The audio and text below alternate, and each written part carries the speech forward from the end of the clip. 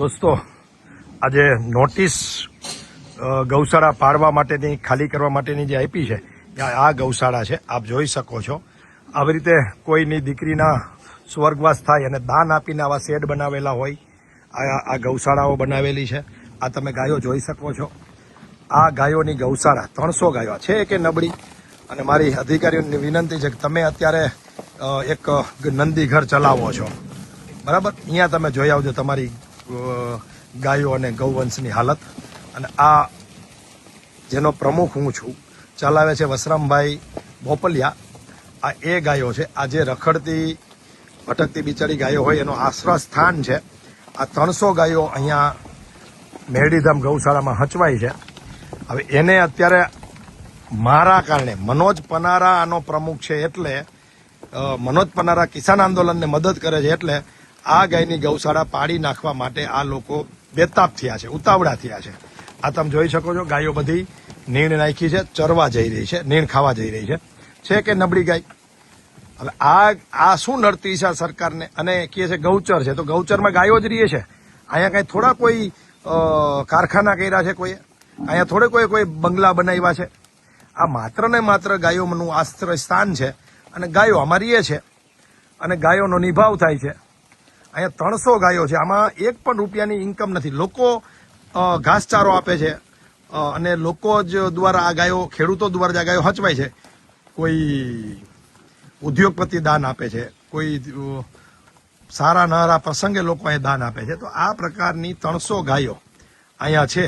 હવે આ ગાયોની ગૌશાળા આ લોકોને પાડી નાખવી. આમ જોઈ લો તમે, આ ગૌશાળા તમે જોઈ લો કેટલી. આ કોઈ સરકારે પૈસા દઈને બનાવેલી છે કે આ કોઈના ફંડની નથી થઈ? લોકોના ફંડથી થઈ છે, સરકારના ફંડથી નથી થઈ. અને આ ગૌશાળા ભાઈ આમાં છે ગૌચરમાં. તો ગૌચરમાં ગાયો છે ને બીજું કોણ? અહીં કોઈ બીજું રહે છે? એટલે આ અદેખાઈની રાજનીતિ છે ભારતીય જનતા પાર્ટીની ને એની સરકારની રાજનીતિ. આ ગમાણ ભૈરી જોઈ લ્યો, ખાલી નીણની આટલો દાબો પડ્યો છે, આટલી ગમાણ ભૈરી છે. આ જોઈ લ્યો તમે, આ નીણીની ભરેલી ગમાણ છે. તમારા તેવડ હાચવવાની અધિકારીઓને મારે સવાલ પૂછવો છે.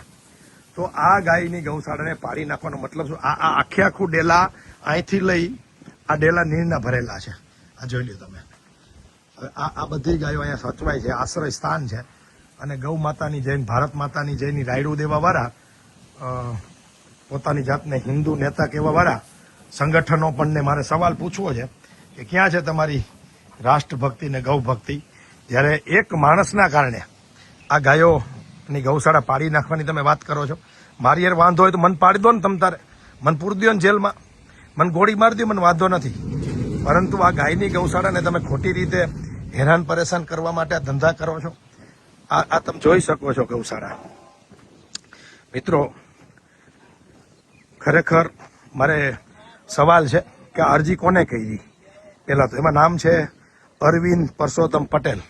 તો અરવિંદ પરસોત્તમ પટેલને મીડિયાના વિનંતી મારે કે તમે એનું એકવાર ઇન્ટરવ્યુ લ્યો. અરવિંદ પરસોત્તમ પટેલ કોણ છે? એ ખરેખર આ ગૌશાળા પાડવા માટે તૈયાર છે? બીજું, આ ગામના સરપંચનો ઇન્ટરવ્યુ લ્યો. આ ધુડકોટ મોરબી તાલુકાનું ગામ છે. એ ગામનું ઇન્ટરવ્યુ લ્યો. આટલી ગૌશાળા સરસ બનાવેલી છે, તો એને પાડી નાખવી, બોલો? વિચાર કરો તમે. એટલે એક તો એનું ઇન્ટરવ્યુ લ્યો કે ભાઈ ખરેખર તમે લોકો આ ગૌશાળા પાડે એમાં ગ્રામજનો રાજી છો? બીજું, તમે ઇન્ટરવ્યુ લ્યો જે અરજી કરી છે એનું, ડમી અરજી છે. માત્ર ને માત્ર મનોજ પનારા સાથે વાંધો છે, હું કિસાન આંદોલનમાં છું એટલા માટે આ ગૌશાળા પાડી નાખવી છે. બાકી કોઈને કાંઈ તકલીફ નથી. આજ 25 વર્ષથી આ ગૌશાળા અહીંયા છે અને ચાલે છે, બરાબર? માત્ર હું ટ્રસ્ટનો અહીંયા પ્રમુખ છું, એ જ વાંધો છે. આ તમે જોઈ શકો છો, મેડીમાનું મંદિર છે. અને અહીંયા 300 ગાયો શાંતિથી જીવે છે, એને જીવન નથી દેવી. આ 300 ગાયો તમે ક્યાં મૂકશો? પ્લાસ્ટિક ખાતી કરશો? આ તમે રખડતી ગાયો કરી નાખશો, કોણ હાચવે? અને જેને હાચવીને છૂટ છે, મારી વસરામભાઈની સંપૂર્ણ છૂટ છે કે ગાયો જેને હાચવવી હોય એ અહીંયા આવી જાય. આટલા સરસ ઝાડવા છે. જે પણ અધિકારીને મનમાં એમ હોય કે મારે આ ગાયો હાચવવી છે, એ આવી જાય. જેને આ ગૌશાળાનું ટ્રસ્ટી બનવું હોય એ આવી જાય. જેને ગાયો જોતી હોય એ પણ આવી જાય. એટલે આ કોઈ આવકનું સાધન નથી. આ તો અહીંયા વસરામભાઈ અને એની ટીમ મહેનત કરીને આ ગાયોને હાંચવે છે, ગાયનું પાલન પોષણ કરે છે કે આટલી ગાયો તો કમસે કમ હાંચવાય છે. અને મારા અધિકારીઓને નેતાઓને કહેવું છે કે ગામે ગામ ગૌશાળાઓ છે ને ખરાબામાં જ ઊભી છે.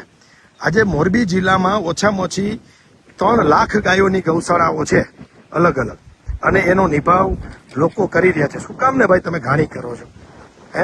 ગામને વાંધો નથી, લોકોને વાંધો નથી, આમ છતાં તમે ખોટી રીતે આ ગૌશાળાઓને હેરાન કરો છો, ગૌશાળા સંચાલકોને હેરાન કરો છો. મારી યાર વાંધો હોય તો તમારા તેવડે મારતો ને ગોળી કોણ ના પડે છે? એટલે હકીકત છે આ સરસ મજાની ગાયો શાંતિથી અહીં રહે છે, રહેવા દો, ગાયનું પાપ લાગશે. અને કહેવાતી આ હિન્દુવાદી સરકાર અને એના અધિકારીને એના નેતાને કહેવાનું છે કે સમજો હાનમાં તો સારું છે, એટલે હવે તમારા પાપનો ઘડો ભરાઈ ગયો છે એવું મને લાગી રહ્યું છે. તો બધાને જય ગૌ માતા.